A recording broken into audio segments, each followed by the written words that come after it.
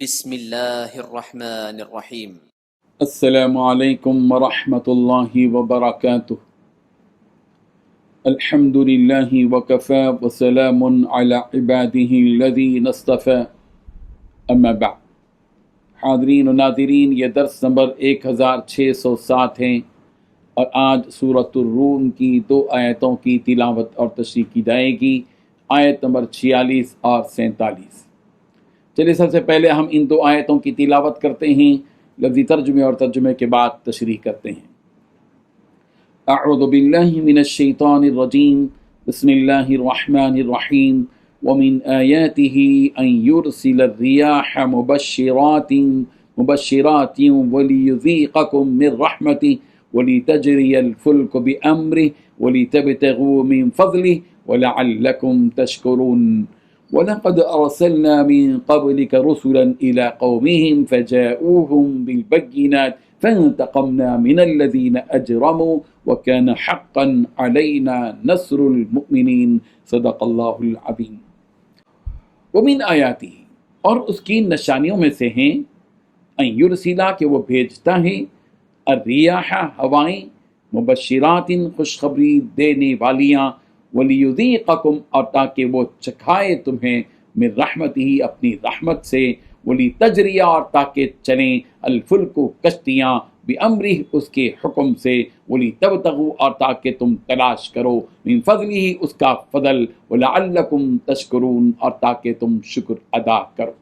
وَلَقَدْ، اور البتہ تحقیق، ارسلنا، ہم نے بھیجے، من قبل کا، آپ سے پہلے، رسولاً، کئی رسول، الی قومہم، ان کی قوم کی طرف، فجاؤہم، چنانچہ وہ آئے ان کے پاس، بالبینات، واضح دلیلوں کے ساتھ، فانتقمنا، تو ہم نے انتقام لیا، من الذین، ان لوگوں سے جنہوں نے اجرموا، جرم کیے، وکان حقا، اور حق ہے، علینا، ہم پر، نصر المؤمنین، مومنوں کی مدد کرنا۔ ترجمہ یوں ہے، اور اسی کی نشانیوں میں سے ہے کہ ہواؤں کو بھیجتا ہے کہ خوشخبری دیتی ہیں تاکہ تم کو اپنی رحمت کے مزے چکائے، اور تاکہ اس کے حکم سے کشتیاں چلیں، اور تاکہ تم اس کے فضل سے روزی طلب کرو، عجب نہیں کہ تم شکر کرو۔ اور ہم نے تم سے پہلے بھی پیغمبر ان کی قوم کی طرف بھیجے، تو وہ ان کے پاس نشانیاں لے کر آئے، جو لوگ نافرمانی کرتے تھے ہم نے ان سے بدلہ لے کر چھوڑا، اور مومنوں کی مدد ہم پر لازم تھی۔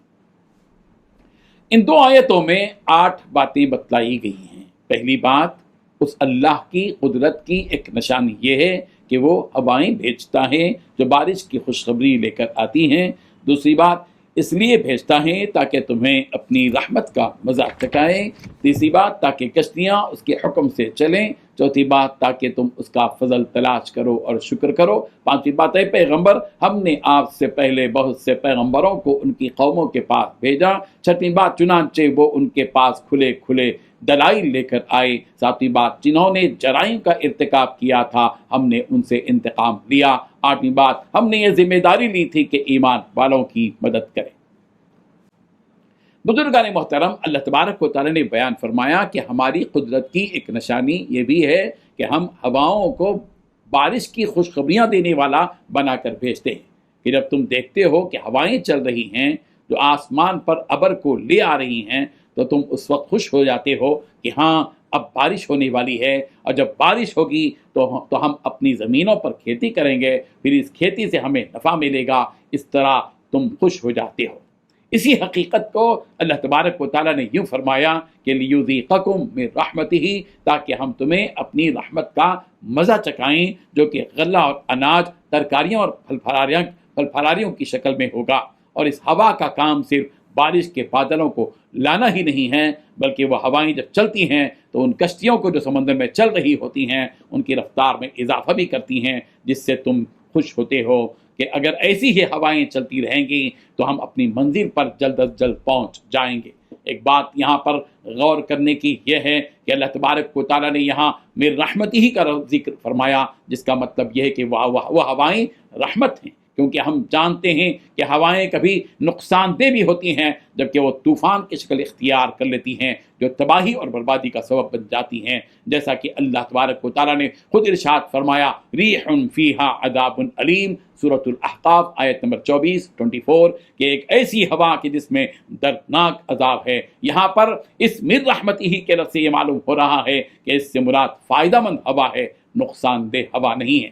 نیز فرمایا کہ ان ہواؤں کے چلنے سے بہت فائدے ہیں، جیسا کہ کشتیوں کا چلنا، اللہ کی رحمت کا مزہ چکھنا اور اللہ کے رزق کو کھیتی وغیرہ کے ذریعے تلاش کرنا۔ ان نعمتوں سے اللہ تبارک و تعالیٰ کا صرف ایک ہی مقصد ہے کہ وہ یہ کہ تم ان نعمتوں کے حاصل کرنے کے بعد شکر گزار بن جاؤ اور ناشکری نہ کرو، کیونکہ اللہ تبارک و تعالیٰ ناشکری کرنے والوں کو پسند نہیں کرتے۔ ان اللہ لا يحب كل خوار کفور، بے شک اللہ دغاباز کو اور ناشکری کو پسند نہیں کرتے۔ سورۃ الحج آیت نمبر 38۔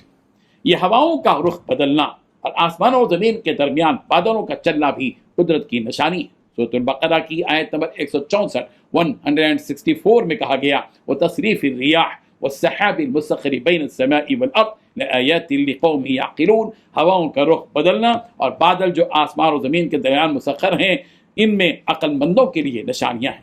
سورۃ الاعراف کی آیت نمبر 57 میں کہا گیا وَهُوَ الَّذِي يُرْسِلُ الرِّيَاحَ بُشْرًا بَيْنَ يَدَيْ رَحْمَتِهِ، وہ ایسا ہے کہ اپنی باران رحمت سے پہلے ہواؤں کو بھیجتا ہے۔ سورۃ الحجر کی آیت نمبر 22 میں کہا گیا وَأَرْسَلْنَا الرِّيَاحَ لَوَاقِحَ فَأَنزَلْنَا مِنَ السَّمَاءِ مَاءً فَأَسْقَيْنَاكُمُوهُ وَمَا أَنْتُمْ لَهُ بِخَازِنِينَ، اور ہم بھیجتے ہیں بوجھل ہوائیں، پھر آسمان سے پانی برسا کر وہ تمہیں پلاتے ہیں اور تم اس کا ذخیرہ کرنے والے نہیں۔ مشرکین کے سامنے اللہ تبارک و تعالیٰ نے اپنے نبی کی زبانی اتنی ساری نشانیاں پیش کی، مگر یہ کافر و مشرک ایمان نہیں لائے، جس کی وجہ سے نبی رحمت صلی اللہ علیہ وسلم کو دینی تکلیف و غم پہنچا۔ تو ان آیتوں میں اللہ تبارک و تعالیٰ نے نبی رحمت صلی اللہ علیہ وسلم کو تسلی دی کہ آپ ان باتوں کو اپنی دینی تکلیف کا سبب نہ بنائیے، ہم نے آپ سے پہلے بھی بہت سے رسولوں کو ان کی قوموں کے پاس بھیجا، وہ تو ان کے پاس ایسی واضح نشانے لے کر آئے تھے جسے دیکھنے کے بعد کوئی اللہ تعالیٰ کے اکیلے اور تنہا معبود ہونے کا انکار کر ہی نہیں سکتا تھا، مگر ان قوموں نے ان نبیوں اور رسولوں کو جھٹلایا، ان کا انکار کیا، جس کا نتیجہ یہ ہوا کہ ہم نے ان کے اس انکار پر انتقام لیا اور انہیں مختلف عذابوں میں مبتلا کیا، جیسا کہ قوم عاد، قوم ثمود۔ ہاں، اب اگر یہ مشرکین مسلمانوں کو ان کے اسلام لانے کی وجہ سے تکلیف دے رہے ہیں، جس کی وجہ سے اے پیغمبر آپ کو تکلیف ہو رہی ہے، تو سن لیجئے کہ ان مسلمانوں کی مدد کرنا ہمارے ذمہ ہے، ہم انہیں اس دنیاوی تکلیف سے نجات دیں گے۔ اور اللہ نے اپنا وعدہ بھی پورا کیا کہ اللہ نے پورے مکے اور روم و فارس پر مسلمانوں کو فتح و غلبہ عطا کیا۔ حضرت ابو درداء رضی اللہ عنہ سے روایت ہے رسول اللہ صلی اللہ علیہ وسلم نے ارشاد فرمایا جو اپنے کسی مسلمان بھائی سے کسی تکلیف کو دور کرے، اللہ تعالیٰ قیامت کے دن جہنم کی آگ کو اس سے دور کر دے گا۔ آپ علیہ الصلوۃ والتسلیم نے یہ آیت تلاوت فرمائی کان حقا علینا نصر المؤمنین، کہ ہمارے اوپر ایمان والوں کی مدد ہماری ذمہ داری ہے۔